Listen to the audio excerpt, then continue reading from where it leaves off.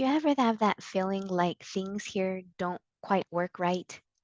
Like a feeling of wanting to go home because you're not supposed to be here?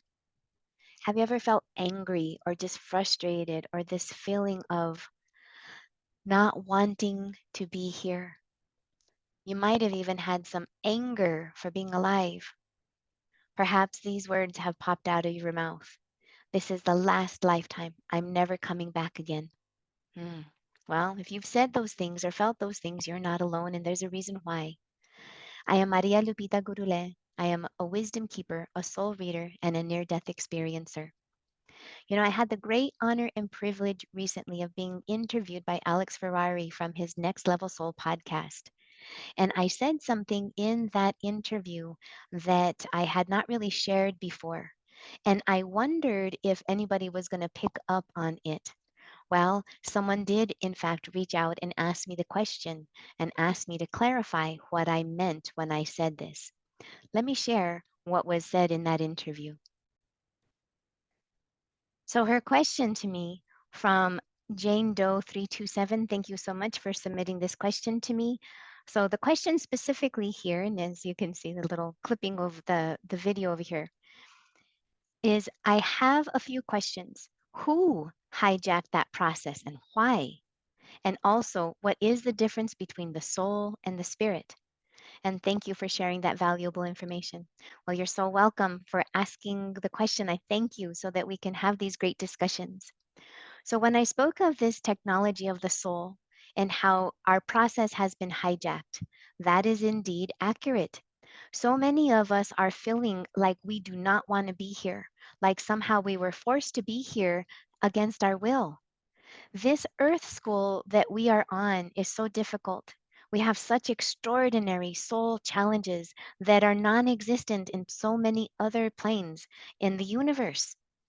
The earth school here, earth, Pachamama, it is one of the most densest energies in the universe because of what has occurred.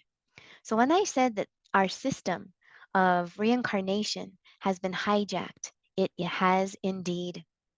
You know, reincarnation is indeed a technology of the soul. We are an eternal being. And our experience here in this lifetime, in this moment, that for some of us may last, some of us even in utero, and some of us all the way up to even over 100 years old. You know, in ancient times, humans were known to live for even over 300 to 400 years. So our time has been slowly reduced. And there has been a lot of systems that have been created over a multitude of generations. It is this insidious system that is indeed on the planet that promotes lack and opposition, that it promotes fear instead of cooperation. Everything pretty much that is in existence in our reality right now has been planned over a millennia. There was indeed a horrific event that occurred approximately, between close to 12 to 14,000 years ago.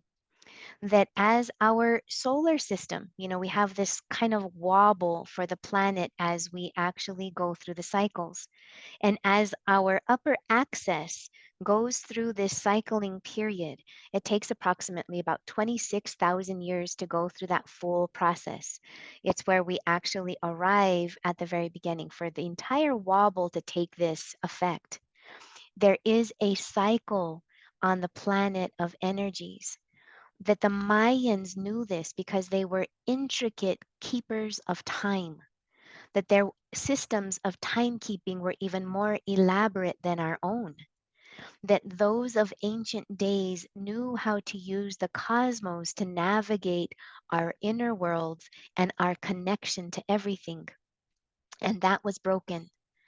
Instead, we are told that those things of navigation and our interplace in the world is to be something that is considered taboo, that for us to consider our place in the world and to consider our intuition, our sensitivities, our connection to energies was actually taken from us. that there are many embedding messages within many different religions, including many of those texts within our sacred books that tell us that these things indeed are wrong, that they actually misguide and they confiscate that most sacred divinity that is within you. And this is what was tried to be brought back upon the planet.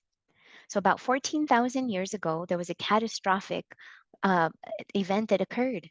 There was indeed this intention to eliminate all of the species upon the planet. We had a flood, an entire flood that is existent upon the entire planet. Those histories do indeed exist. And then not only did we have this massive flood that occurred, we also had this incredible freeze that occurred. And that is called the Dryas phase in the Dryas era. And so there is this younger Dryas that was this immediate, like everything froze and then thawed and then froze immediate again.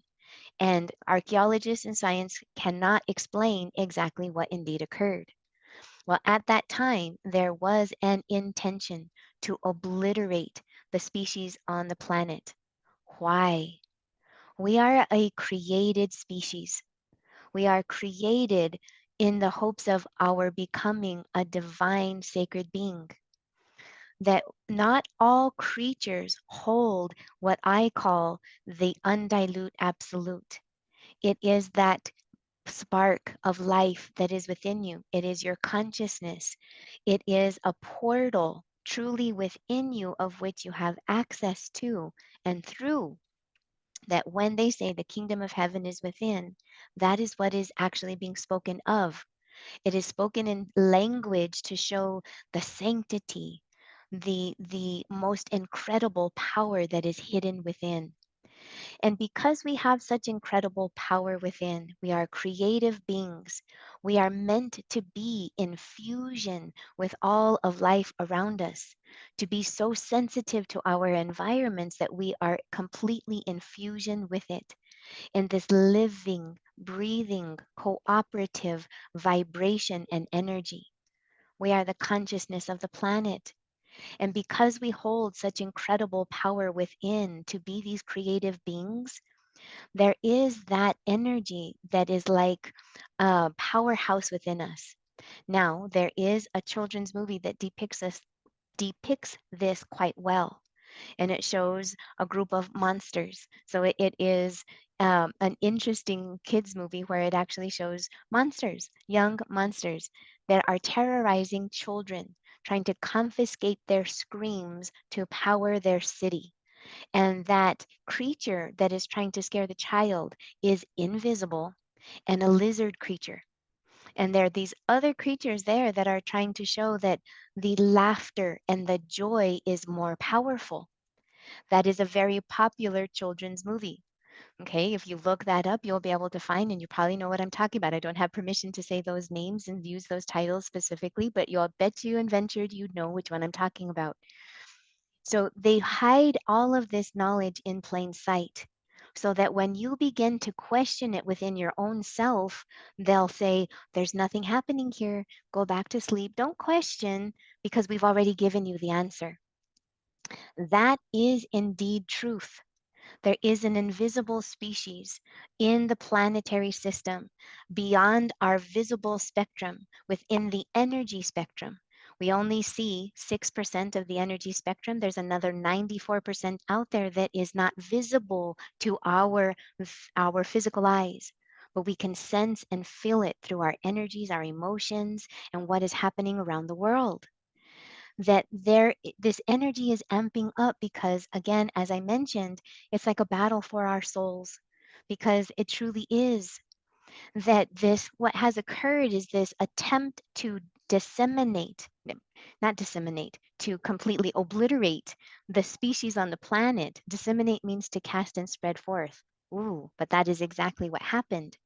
They intended to obliterate, eliminate us, but instead we were disseminated and spread out.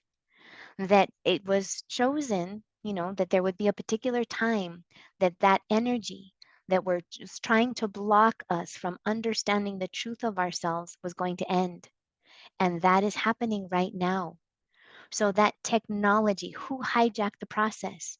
Was this invisible realms that are trying to suppress the power that you are within, creating systems of fear and opposition all around us?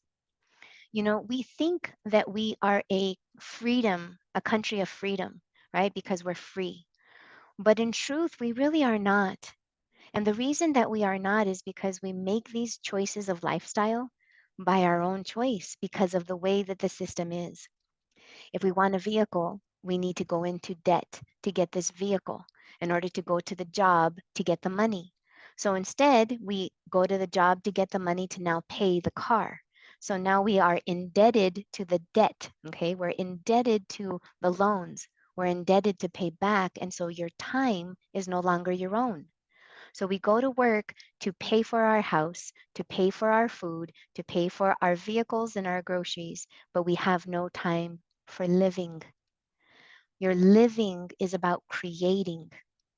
And that is what has been taken from us so that we could feed the system, that we are indeed cogs in the wheel.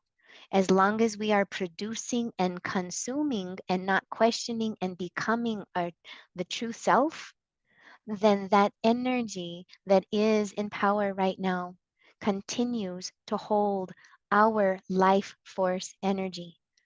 So they confiscated it for the pursuit of their own power so that they could consume all of the world through materialism, by the act of consumption, materialism, and the act of wanting to accumulate rather than going within, discovering the tools and the most amazing gifts that we were given.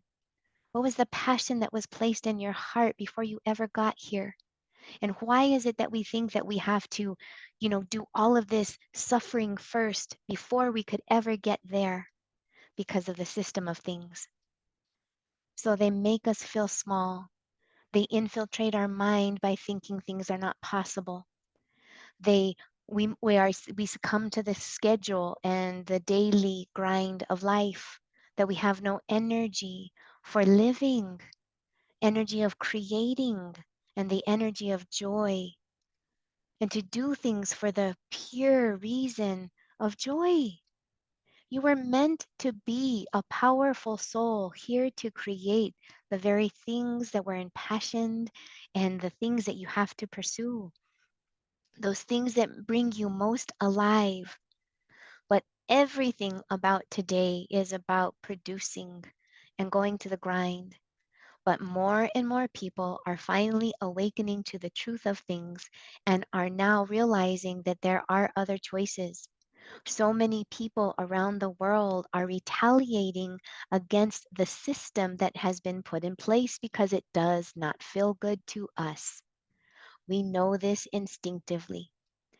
And the other insidious part is this hijacking of the reincarnation process. So, what happens is that we don't have an abrupt ending of ourselves after we lose the life force within the body. There's not an abrupt ending, an abrupt beginning. We are a continuation. So, those of us who have had a near death experience are able to describe a process of which we are aware and familiar of. That some of us have full awareness of the entire process of what's happening before, happening during, and then an entire process after. We are souls that are part of a grand system of things far beyond the small fear systems placed on this earth plane. There's something much greater and bigger than what we are, and we were not meant to be trapped here, this constant process of reincarnating.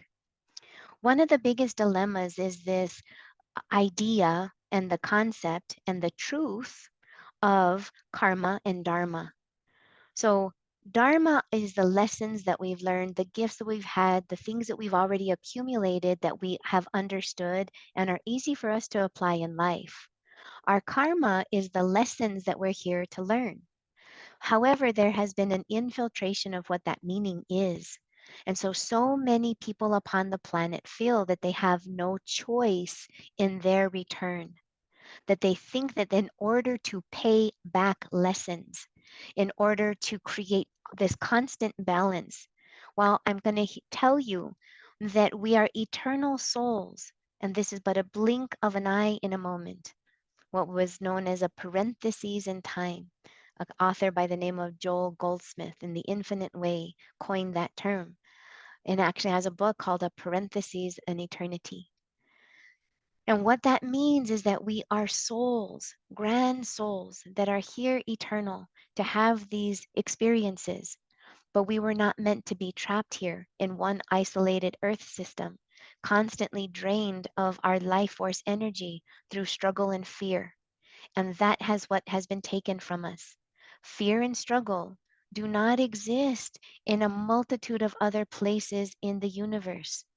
The level of which we feel make this oppression, this massive system of failure and this constant breaking of our sense of self, that does not exist in other realms. And this is one of the most difficult things, and why souls, why you yourself are such a brave, incredible soul for choosing to incarnate here. So many souls have lost themselves in this constant reincarnation process because of this whole amnesic thing that happens to us. We are tethered and bound by the rules of the system. And one of the system rules is that when we arrive, we forget. And we do that so that we can have the incredible rediscovery of what we actually are. So imagine you're playing a game, a video game, or watching a movie where somebody already tells you all of the parts and tells you the end.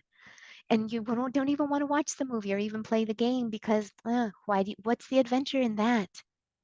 As a grand soul, the greater part of yourself is safe and secure at home at rest on the other side. A portion of your awareness and your consciousness is here in this experience. So much of our consciousness has been trapped in this reincarnating process by thinking that we have to return, to pay back, create balance. Well, that balance and those experiences can be learned even greater, even beyond this system. This earth school system, that when souls are able to achieve all that we need from this system, many of us will decide to continue to move on. And in fact, many of us have decided to come here from other systems to help the earth school. You yourself indeed may be one of them. So what is the difference between the soul and the spirit? You're an incredible soul. There is a divine part within you. It is your consciousness. It is that part of you. It is a part of you that holds personality. So you are an individuated piece of this most grand, special God energy. But you are individuated in the sense that you are so unique because only you hold the energy of your experience and all of your eternity. There's very specific likes and dislikes, wants, needs, desires, a personality. It's personal. And that is the part of your soul. But this ambient energy that I'm talking about can quite literally be used in biblical words as the Holy Spirit. It is an energy, vibration, and a frequency that is ambient and available to all of us to attune to and fuse with. There are streams of energy of all forms bombarded upon the planet. This is not an invisible space between us, that we are actually infused with so much energy that in this space right now we have AM, FM, XM, 3G, 4G, 5G. We have all of the Wi-Fis. We have internet, cellular, Bluetooth. We are infused with all of these signals. Imagine all of the radio signals that are streaming past and then mixing it also with all of the human thoughts. We are infused and filled in this energy that is all around us. It is quite literally the element of air that is just as alive as the element of water is in the ocean. That those living creatures within that element, do they even realize that they're even in water? That is a substance that is informed and filled with life. We are also in that same way, only we exist in the element of air. And the element of air has this incredible infusion of all of these energies that are around us. And that energy of the spirit that is indeed available is this calling to us to be able to receive something that is and truly indeed greater and bigger than ourselves. It is this energy fusion of this greater sense of self that when we are in the world of 3D, we're attempting to connect with soul. We're trying to become self aware, understanding that there is something greater and bigger. And when we find it, we're sensing that spirituality, that sense of seeking, wanting to find. You know, it is a hunger within ourselves that is quite incredible. And that sets into motion a connection with our soul, which is a connection with ourself, our personality, our God spark, that wants us to reach out and connect to that greater part of ourself, that God fusion energy, this fusion and warmth that is being sent upon us, which is that spirit energy, that when we're able to fuse with it, it is like you receive this energy and you literally create yourself an entire different being because we learn entirely different sets of principles and that do not work in the 3D. The rules of operate of opposition and opposites in the 3D density, the third heavier density where we're always fighting against everything and always in struggle, that does not exist in this fifth density energy that we're moving towards. So those same rules do not apply to this new energy of unity and oneness. When we get to that place of unity and oneness by absorbing that energy of the spirit and fusing them with us, we open up to a whole other world of understanding of truth, of wisdom, that we're not separate, that no matter how harsh things may seem, that there is a divine order, that we are not alone, that we are infused with something greater than ourselves, that there is purpose and meaning in everything. We no longer feel victimized. We no longer fall into the stories of the humanness. We realize that there is something absolutely much more incredible, and we will not waste our time fretting on things that are of lower energies because you realize that there's something greater and more, something more special and that feels better, that is able to release all of the pain that is in existence. And that is what it means to be a soul, spirit fused being.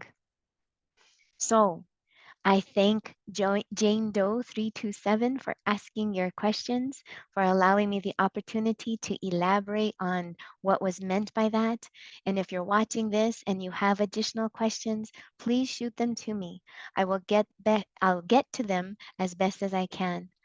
I thank you so much for being here and for watching and for sharing.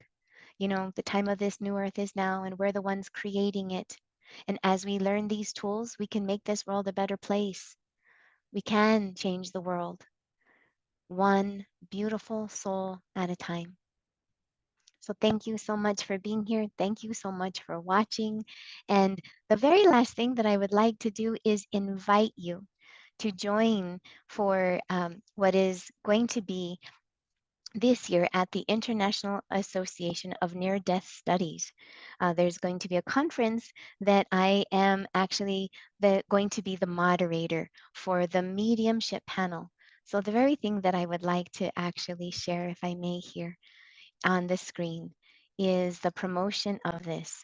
So here is my Facebook channel, but this is what I'd like to just introduce, that here on August 30th, beginning August 30th, which is my 50th birthday, to be honest with you, is this year's theme is Inspired to Loving Action.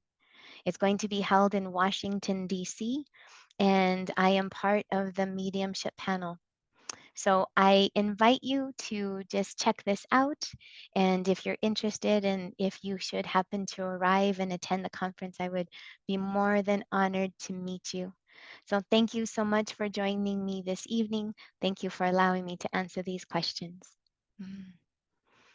And whatever it is that what you may be going through, no matter how difficult the challenge, I send you blessings for your peace and your comfort. Know that you're not alone and it's going to be okay. The greater part of you is already safe, safe at home. You're just here to experience, and it's okay. Take care. Until next time.